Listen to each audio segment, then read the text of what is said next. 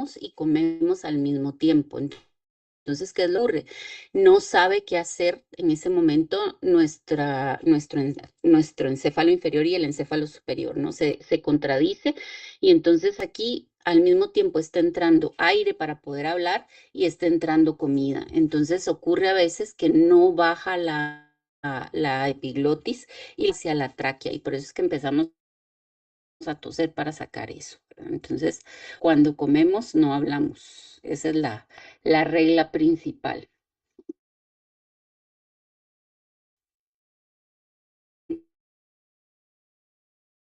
Entonces ahí queda. Esquema para que ustedes vean. Esta es la fase voluntaria. Si ustedes lo quieren dibujar, está en la presentación que les subí. Está la fase voluntaria y la involuntaria que tiene la fase esofágica y la fase faríngea, ¿verdad? Siempre acostumbrémonos, no lo hagan como yo lo hice ahorita, sino en orden, ¿verdad? Fase oral, que es la voluntaria, fase faríngea, que ya es la primera de la involuntaria, y fase esofágica, que es la segunda involuntaria. Esta está gobernada por el encéfalo superior y estas están gobernadas por el encéfalo inferior, ¿de acuerdo? Es el mismo dibujo, solo es que esquematizado lo que ustedes tienen, le pueden poner en su dibujo a partir de donde inicia la fase faríngea, donde está la fase esofágica y hacer esa separación como lo tienen acá para que les quede más claro. Y entonces ahí tienen paso por paso lo que les estaba hablando. Lengua sube hacia el paladar duro, cierra la bucofaringe. Se detiene la ventilación porque si ventilamos, entonces puede agarrar yo le digo que va por el camino viejo, ¿verdad? Porque se va por la tráquea. Sube paladar blando y bloquea la nasofaringe, que fue lo que vimos. Epiglotis cierra la laringe, baja y entonces cierra laringe y glotis, ¿no? Que es el espacio. Y tienen relajación de esfínter superior esofágico, que es el cricofaringio. Ese se relaja en ese momento y entonces ingresa el alimento hacia esófago. Y aquí tienen los nervios. Yo les puse a buscar a ustedes esto, ese cuadrito. Ese es el resumen de lo que ustedes buscaron.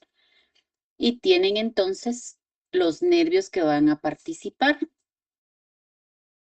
Desde aquí tienen cuáles son los músculos que participan en cavidad oral, cuáles son los que manejan la lengua, la faringe y el esfínter esofágico superior, así como el esófago. Y entonces están los músculos. Más que aprenderse esto realmente, yo lo que quería era que vieran la cantidad de músculos que participan para la deglución y los nervios que todos, si se dan cuenta, todos son craneales en el momento de la deglución. ¿Ok? Está el séptimo. Cuenten ahí cuántos nervios cuentan ustedes que participan en la deglución para que podamos dar la deglución, desde que es consciente hasta que es inconsciente. ¿Cuántos nervios craneales participan? Son 1, 2, 3, 4, 5. ¿Se dan cuenta? Entonces vean acá. Ahí les marqué yo, solo que se fue en blanco, no sé qué pasó ahí. Pero están, si no se los voy a marcar en color yo. Aquí está el facial. Luego tienen el hipogloso. Luego tienen el glosofaringeo. Después tienen el vago. Y tienen, creo que trigémino acá. Entonces vean, son 1, 2, 3, 4 y 5 nervios solo para la deglución, que uno dice, la que simple, ¿verdad? Solo voy a tragar. Pero para poder tragar se necesitan más nervios que para la insalivación. Para la insalivación, ¿se acuerdan cuáles eran los nervios que participaban?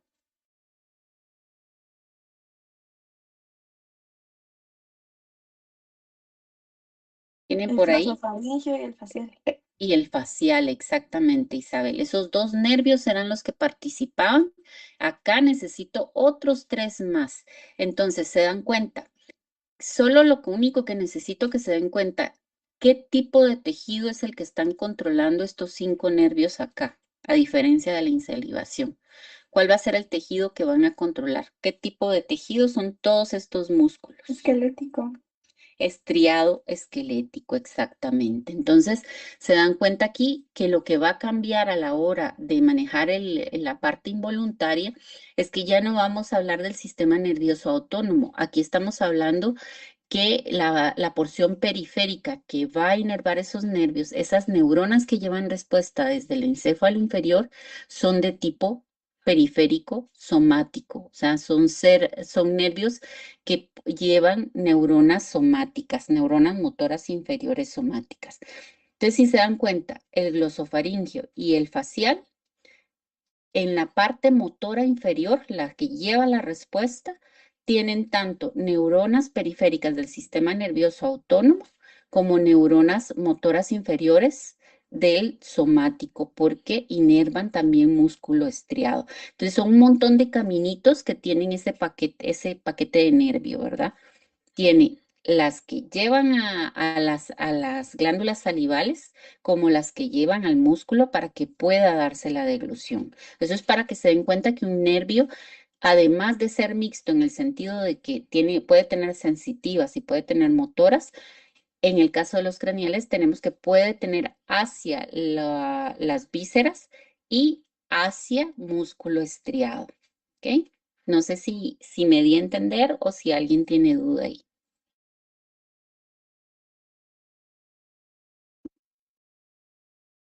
¿No? Bueno, entonces ahí estamos. Entonces vean, y ubíquenlos, ¿verdad? Ustedes pueden ubicarlos porque aquí tienen cavidad, pónganlo en sus dibujos y pongan qué nervio está controlando lo que está haciendo la cavidad oral, lo que está haciendo la lengua, o sea que le pueden poner ahí a la lengua el dibujo principal, al del perro. Luego tienen los que inervan la faringe, los que inervan el esfínter esofágico superior, vean que ese es el que más, al que más nervios le llegan. Le llega el vago, el trigémino, el facial y el hipogloso. Son 5 nervios que están ahí metidos.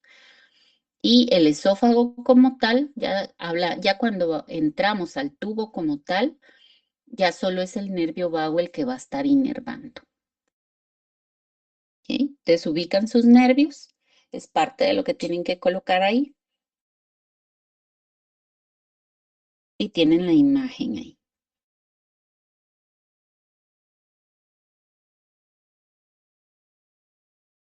Entonces les pongo ahí neurona, pregunta, ¿verdad? Porque así ustedes se acuerdan que hay nervios que van a tener dos tipos de neurona motora. La somática y la del sistema. Ahora sí se pintaron de colores, miren. No sé qué pasó ahí. Bueno, entonces ahí estamos con estos.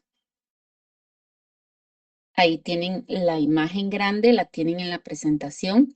Acuérdense, no me interesa que se aprendan de memoria cada músculo. Lo que me interesa es que se acuerden qué tipo de tejido es y que son tantos músculos que necesitan 5 nervios. ¿Sí, Sheila? Solo una pregunta, doctora. En la Ajá. imagen anterior dijo que pusiéramos, pero no sé si se refiere porque hay otra hoja o cómo. No, no, en la que tienen ahorita. Es la misma hoja del perro con la faringe, nada más, ¿ok? Ah, ok, gracias. Ujú. Es en la misma. No les he subido ninguna. ¿Ok? Entonces, voy a regresarme en estas de aquí, ¿ok? En su hoja tienen estas 3 imágenes. En esta que está acá, ubiquen los nervios, que controla la lengua, ¿ok? El que va a controlar a nivel de faringe, o los que van a controlar ahí, los que controlan el esfínter esofágico, el crico, que es esta entradita que está acá, ¿ok?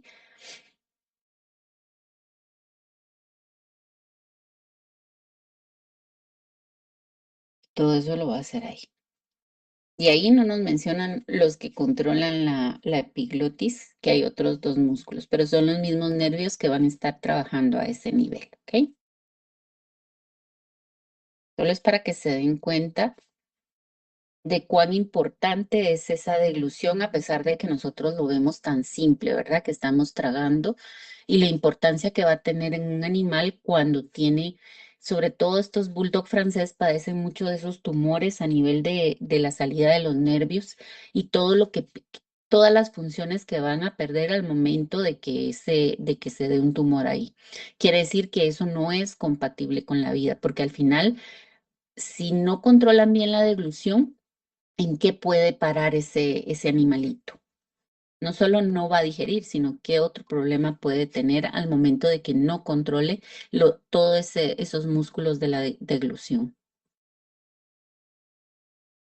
¿Quién se Neumonía anima? por aspiración, doctora. Exactamente, neumonía por aspiración. Entonces, por eso es que no es un daño a ese nivel, no es compatible con el animal, ¿verdad? Con la vida. Entonces, preguntas hasta acá. No sé si hay más dudas de la que tenía Sheila, si era otra hoja.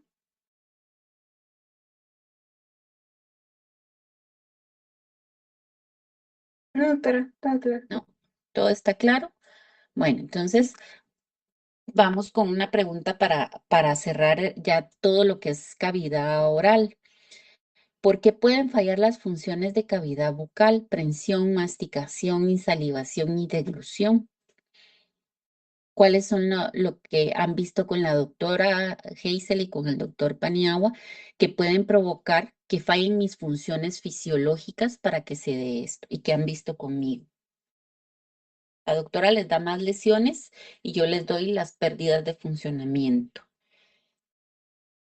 ¿Algún problema en dientes o Que haya alguna carie, que mm, haya un absceso, ¿verdad? Eso me puede dar, o que se una caiga. neoplasia? ¿Una qué? Neoplasia. Una neoplasia a nivel de cavidad bucal, exactamente. Todo eso me puede dar problema de prensión y me puede dar problema de masticación, ¿ok? Porque el animal le va a costar masticar si tiene alguna masa ahí o le va a doler y eso va a hacer que no, que trate, que casi no coma, ¿verdad? Y me baje de peso. Me afecta mi digestión y me afecta mi formación de tejidos y demás. Empieza a utilizar sus tejidos para mantenerse. Luego tienen insalivación. ¿Cuál vimos de insalivación de problema? El cialocele. El cialocele, que también lo ven con la doctora Hazel, ¿verdad? Ahí tengo una masa y esa masa puede llegar a darme problemas de deglución porque puede hacer presión a nivel de esófago y entonces el animal le va a costar deglutir al final. Y todas estas funciones, ¿en cuál centraría un problema que me puede dar que no se den las funciones de prensión, masticación y salivación y deglución? ¿Dónde puede haber problema que me afecte todas estas o una de estas o dos de estas o tres? En el sistema nervioso central? Exactamente, a nivel del sistema nervioso central o a nivel periférico, ¿verdad? Si es a nivel periférico, si solo es un nervio, pues posiblemente solo se vea afectada una de las funciones. Ahora, si es uno de los nervios que participa en mi salivación, en deglución, pues entonces voy a tener problema en dos y así nos vamos. Entonces, eso nos va dando idea de dónde puede estar el problema, no el diagnóstico, sino dónde está el problema y ya una vez yo sé dónde está ubicado el problema, me voy a buscar quién es el causante para poder quitar ese causante y que se solucione mi problema, ¿de acuerdo? Y pensar que esto me puede dar problema a lo largo, ¿verdad? Porque si el animal no deglute, no mastica bien, el no masticar en algunas especies, los carnívoros no, pero el rumiante que no mastique bien, el equino que no mastique, que no haga su masticación, me puede dar un problema a nivel ya del tubo digestivo porque no va lo suficientemente degradado para facilitarle el trabajo a ese tubo digestivo, ¿ok? ¿Cómo se pueden ver afectada la digestión y o absorción si falla una o varias de las funciones de la cavidad bucal? Pues ya lo vimos. va a haber, va a ¿cómo se ralentizar lo que es la digestión porque va a tardar más tiempo ahí o puede provocar que esa digestión no se dé adecuadamente y parar en un problema, en el caso del equino, una compactación que me lleva a un cólico, en el rumiante igual una compactación que me lleva a un problema de no movimiento adecuado del rumen o que los microorganismos mueran y no se dé la fermentación de la forma adecuada, ¿verdad? Y ahí nos vamos. Igual ya vimos en monogástricos todo lo que podía pasar. Luego, menciona lesiones y o signos de la boca. ¿Qué lesiones podemos ver en boca que ya me mencionaron? Ya me mencionaron lesiones, perdón. Entonces, ahora, ¿qué signos podría yo evaluar en la boca? Que evalúo con parámetros y que puedo llevarlos a signos después. ¿Qué podrían evaluar? Ajá. Coloración de mucosas. La coloración de mucosas me sirve, ¿verdad? En la boca, porque si está pálida, pues yo puedo ahí empezar a ver que hay anemia, que es un signo. Puedo ver la amarilla, que me dice que hay ictericia, ¿verdad? Son signos. Llenado capilar me puede dar una idea de qué tan hidratado está o no el animal. ¿De acuerdo? No sé si alguien iba a decir algo más. Una pregunta. ¿La Ujú. intoxicación también podría afectar los procesos de masticación, insalivación y dilución? Sí, porque si es una intoxicación que me afecta a nivel nervioso, ¿se acuerdan la que vimos de organofosforados? Ujú. No va a secuestrar a la acetilcolinesterasa y eso va a hacer que ya no se dé, ya no estimule motilidad, ya no estimule, perdón, que se estimule en exceso la motilidad y que se estimule que no haya masticación o que se dé un trisma. ¿Por qué? Porque está pasando la acetilcolina continuamente y los músculos van a estar en contracción. ¿Ok? Entonces sí me puede dar un problema ahí, una intoxicación. Depende de qué es lo que hace el producto que intoxicó. ¿De acuerdo? No sé si ahí resolví la duda. Sí, gracias. ¿Ok? ¿Qué agentes o patologías pueden producir esas lesiones? Pues ustedes eso lo ven con la doctora, no lo ven conmigo, sino que lo ven con la doctora y vamos uniendo, ¿verdad? ¿Qué agentes me pueden dar patologías? Creo que alguien que me diga uno que me puede afectar a nivel de boca y causar las úlceras que vieron en el caso del martes pasado.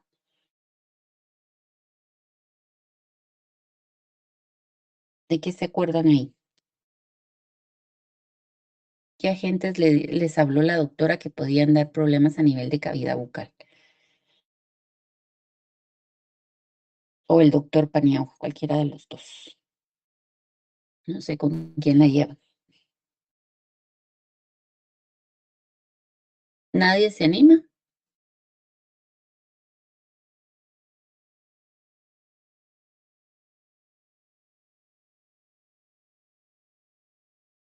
Doctora, por ¿Alguien? ejemplo, Ajá. en el caso de rinotraqueitis viral felina, que se causan úlceras a nivel bucal y de faringe en el gato, que está causada recuerda que era un complejo respiratorio, como 4 virus, que era Sí. el Ujú. calcivirus felino, el virus felino, y creo que había otros más porque era un complejo.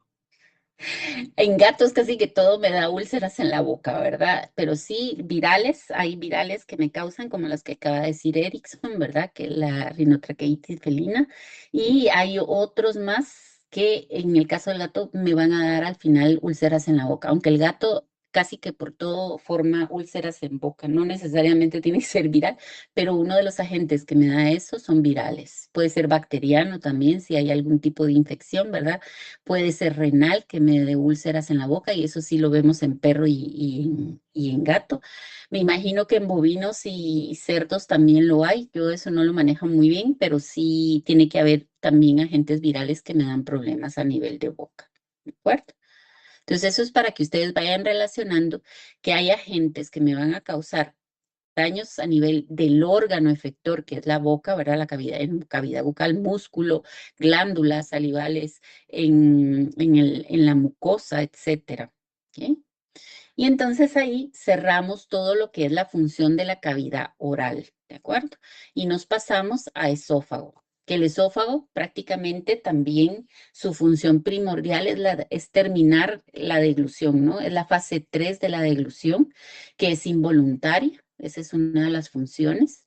Luego tienen el almacenamiento en aves, en el caso de las aves, el esófago tiene una dilatación. ¿Alguien sabe cómo se llama la dilatación en que tiene el esófago en las aves?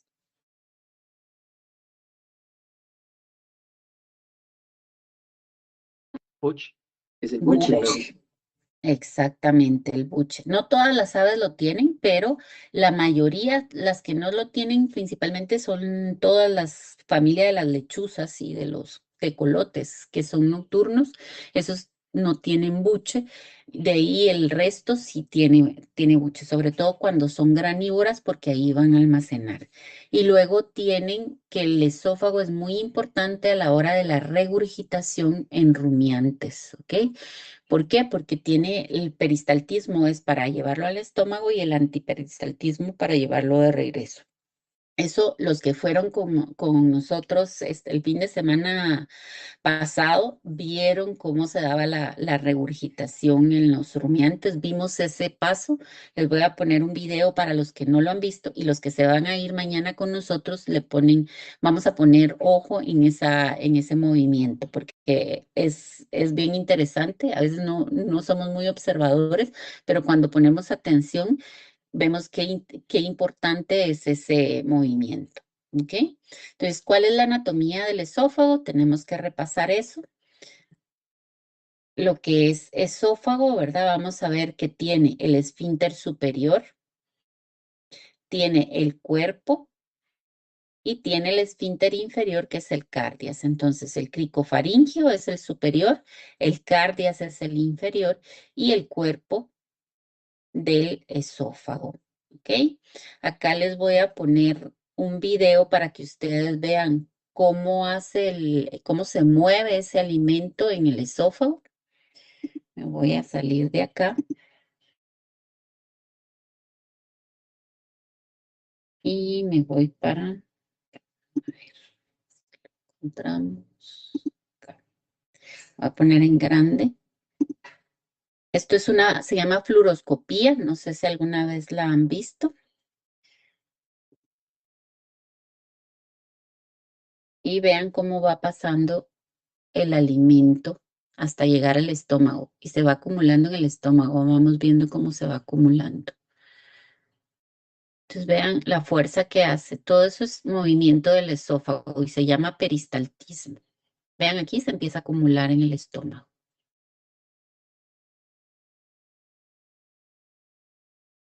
Entonces, ahí está. Acá están viendo la deglución de boca, faringe y acá la del esófago.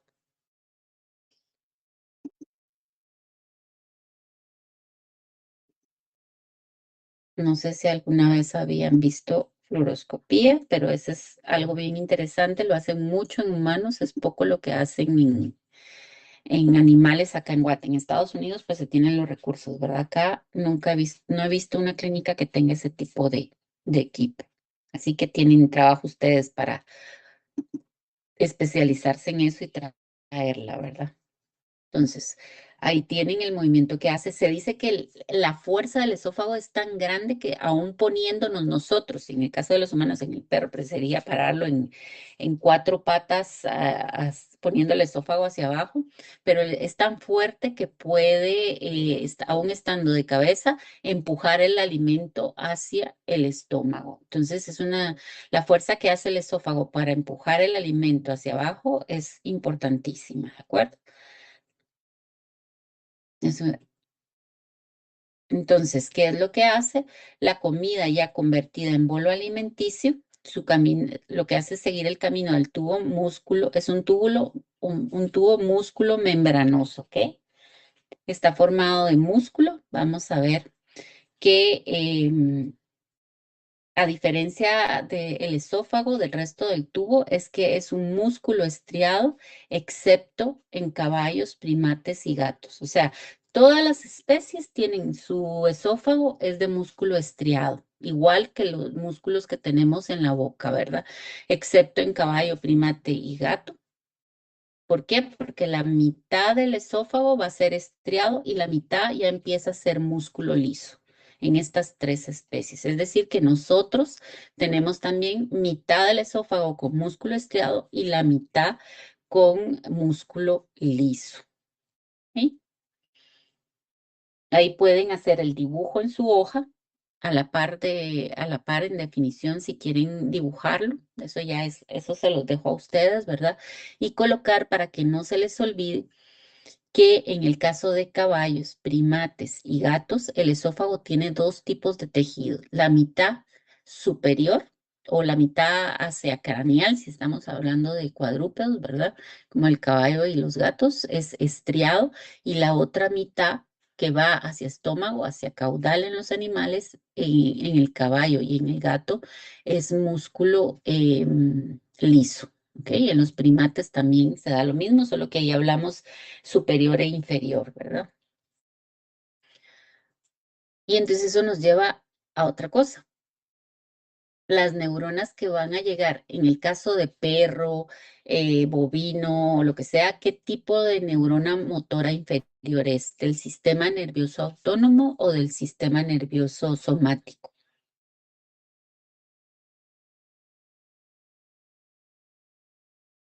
¿Qué tipo de neurona es la que va a llevar la respuesta al esófago en el caso de perro y vaca? Si lo vemos así como domésticos. Somática. Somático. Ajá, va a ser somática porque es músculo estriado. En cambio, si nos vamos al caballo y a primates y gatos, ¿tenemos un solo tipo de neurona que llega o tenemos dos tipos de neurona motora Dos inferior? tipos. Dos tipos. Tenemos la somática y la del sistema nervioso autónomo, ¿verdad? Que en este caso, para que haya funcionamiento, sería parasimpática, ¿de acuerdo? ¿Qué quiere decir eso? Además, si el que llega ahí, si se acuerdan en la deglución cuando vimos el cuadro, me voy a regresar al cuadro, el esófago es controlado por el décimo par, que es el vago. Quiere decir que mi vago también tiene dos tipos de neurona motor inferior, somática y parasimpática, ¿verdad? Porque él es el que va a hacer que se mueva ese esófago. Y luego tenemos que el esófago, lo que les mencioné antes, tiene movimientos propulsivos, peristálticos, así se llaman, y movimientos antipropulsivos, antiperistálticos. En el rumiante, estos son es un movimiento fisiológico para la rumia, ¿ok? En el caso de todos los demás, pues va a servir al momento de que hay vómito, ¿verdad? Porque este movimiento antiperistáltico es el que se da cuando hay vómito, que es algo fisiológico en el sentido de que va a ser para eliminar sustancias que están siendo agresivas, pero ese vómito se me vuelve patológico cuando se vuelve un círculo, que se están dando varios vómitos en menos de una hora o varios vómitos en el día. Ya quiere decir que hay algo que no, ya no paró y al final me puede llevar a una deshidratación y entro en patología, ¿verdad? Porque el animal se está descompensando. Al inicio, un solo vómito, que es lo que me indica que comió algo que irritó o que no ha comido y que el mismo ácido me está irritando el estómago. Pero hay animalitos, sobre todo todos estos perros chiquititos, que entran en un círculo y se pueden deshidratar muy fácilmente. Entonces, esófago, su movimiento es peristaltismo. En rumiantes va a haber un antiperistaltismo que es fisiológico para la rumia y vamos a tener un antiperistaltismo cuando hablamos de monogástricos, cuando hay vómito. ¿Quién me puede decir cuál es la única especie que no vomita y que cuando vomita es 20 cae de Caballo. fin? El caballo, exactamente. Vamos a ver después que el caballo no puede vomitar por el tipo de músculo que cierra el esfínter del cardias, ¿ok? Eso lo vamos a ver cuando veamos estómago. Pero para que lo vayan rebobinando, porque el doctor Llerena creo que les habla de eso, ¿verdad?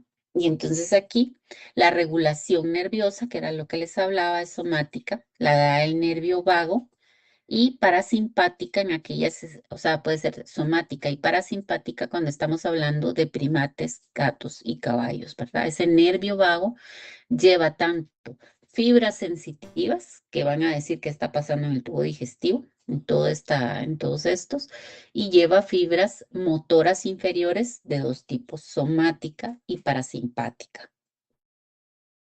¿Estamos hasta ahí? Y esto les sirve a ustedes para hacer su arco, ¿verdad? En el momento que yo les pida hacer arco, ustedes ya saben, por lógica, por el tipo de tejido que tiene el esófago. Si estamos hablando de vaca, perro y resto de especies, a excepción de primate, gato y caballo, pues van a ser nada más fibras somáticas. Y en estos tres que mencioné, pues van a tener de las dos para dar respuesta. Entonces, Rumia, les voy a poner un video. Tienen un video del proceso de rumia en el que participa esófago, tanto enviando el alimento hacia agua oral como hacia oral. Y vamos a ver que esa rumia la controla el encéfalo inferior también, ¿ok? ¿Por qué? Porque es involuntario todo eso. Dense cuenta que en cuanto deglute la vaca, deja de masticar y cuando regurgita, vuelve a masticar. Eso es lo que quiero que observen en el video. Debido a lo anterior es que demostramos que la remasticación es un arco reflejo en la vaca, ¿ok? Solo llega inmediatamente, empieza a masticar. Voy a poner el video, quitar volumen porque no nos interesa. Vean ahí, está masticando. Ahí no es que esté ingiriendo el alimento, sino que ella está en su proceso de rumia. Mastica y mastica, deglute. Vieron pasar el alimento aquí y ahorita va a volver a subir. Miren ahí, regresó. El músculo ese es muy fuerte y logra reenviar hacia la boca desde las, ¿cómo se llama? Hasta las cámaras de fermentación hacia la boca. ¿Ok? Les voy a poner otro. Cuando vayan al autosafari o al zoológico, eso es bonito de ver. Vean la jirafa.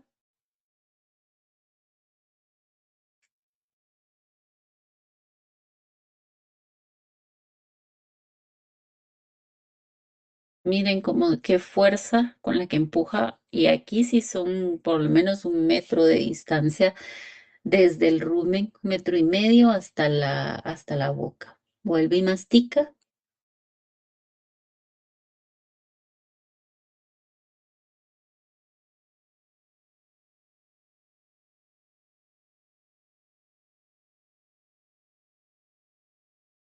Y vuelve a deglutir. Miren, inmediatamente que deglute, deja de masticar. Y así se va hasta volver otra vez a regresar el alimento y mastica. ¿Ok? Entonces, los que se van conmigo el sábado, que se van con nosotros, mejor dicho, le van a tener que poner coco a la vaquita y ver cuántas veces rumia y qué características debe haber en el ambiente para que se facilite esa rumia. ¿Ok?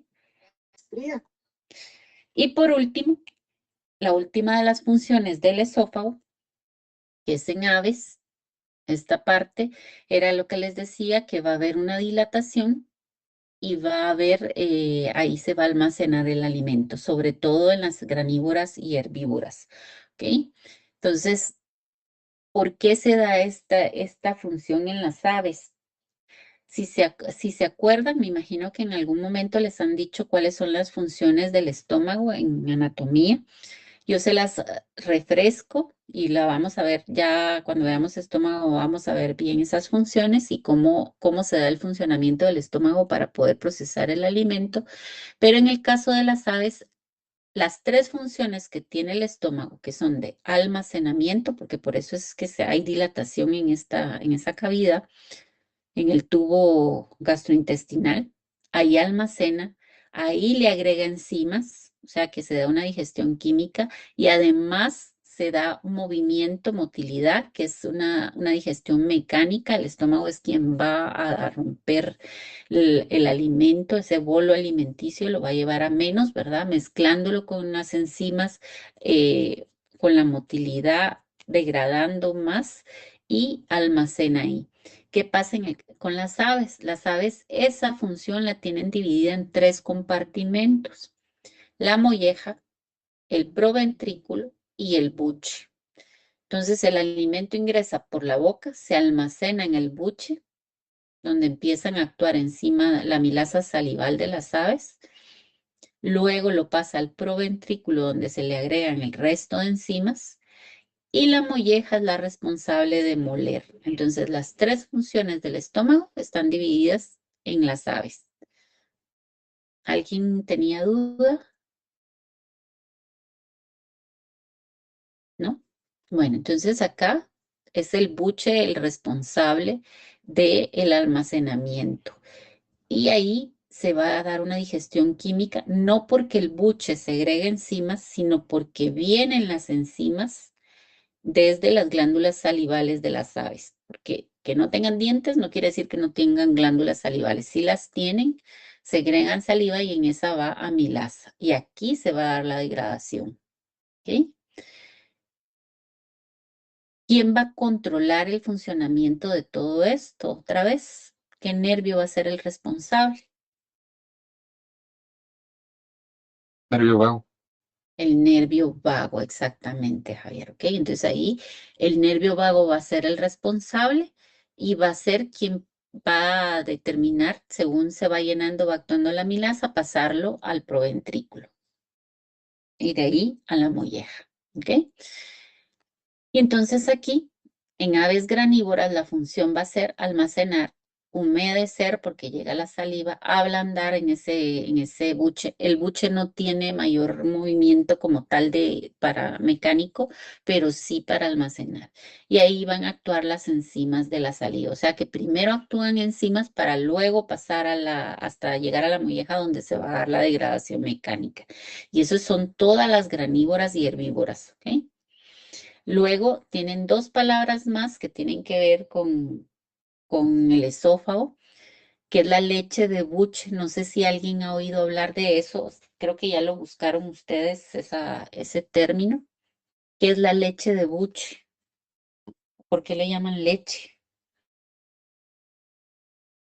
¿Y Eso es como quién una la... secreción que sacan las Ujú. aves para alimentar a sus crías.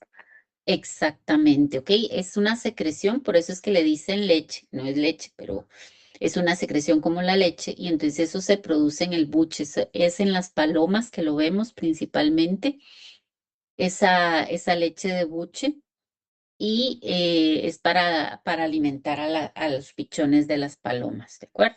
Y en agrópilas, eso se refiere sobre todo a las que les hablaba de las lechuzas, que sacan todos los huesos, las plumas, todo eso que no pueden digerir, lo mandan desde el estómago y el esófago tiene que hacer la fuerza, el antiperistaltismo para sacarlo al medio, ¿de acuerdo? Están claras las 2 palabras y que eso lo vemos, en qué especies lo vemos y que es otra función del buche, ¿verdad? En el caso de cada una de las especies.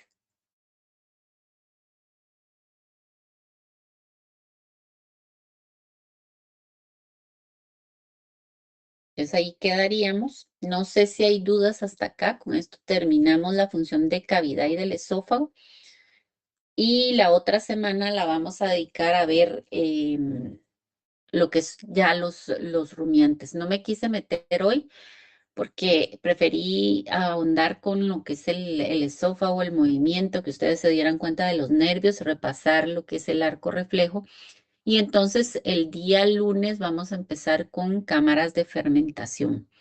Recuerden que ya tuvimos la práctica de esa parte de fermentación, o sea que ustedes ya van a ir adelantados con conocimiento a la hora de ver las cámaras. Recuérdense que tienen que hacer un informe de esa práctica que hicimos. Alguien me preguntaba que si era desde donde se toma el líquido. No, es lo que hicimos en la práctica nada más. Lo otro antes lo hacíamos, por eso es que está ahí puesto. Ahora ya no se puede. Simplemente es para que ustedes sepan cómo se hace. Lo van a hacer con el doctor Rosemal, él les enseña cómo hacerlo, o por lo menos lo ven con él. Y más que nada que traten de hacer su reporte antes de la clase para que esté más clara la clase de rumiantes, ¿verdad? Toda la semana lo vamos a ver. No sé si ustedes son el grupo que se van con el doctor Sergio el martes o es el otro grupo. Si alguien me pudiera confirmar.